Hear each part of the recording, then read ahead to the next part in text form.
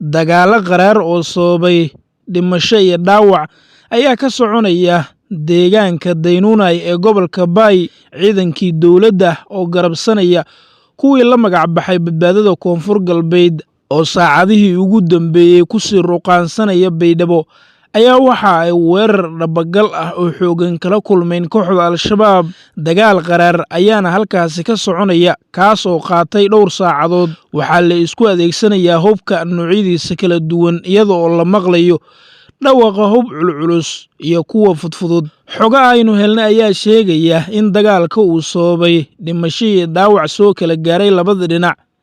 Diyuurado dagaal ayaa dul heehaabaya deegaanka Daynuunay kuwaasoo la sheegay in barqanimadii maanta ay duqeymo ka geysteen deegaano hoostaga isla deegaankaasi Daynuunay kaasoo lala beegsaday kooxda Al-Shabaab. Xaaladda ayaa aad u culus waxaana la soo warinayaa in isgaarsiinta badi deegaanadaasi maamulka Koonfur Galbeed ay goysay.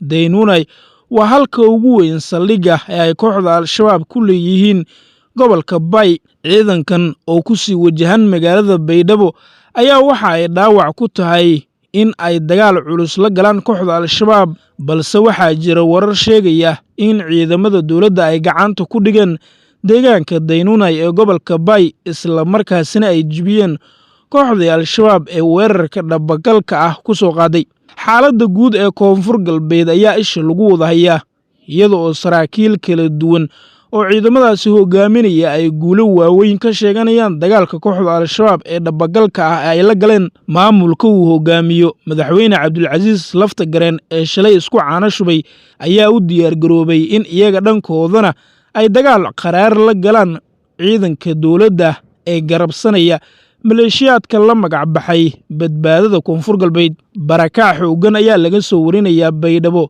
iyo deegaanada ku hareeraysan waxaana heegan la geliyay dhammaan ciidamadii kala duwanaa ee maamul goboleedka Koonfur Galbeed Soomaaliya.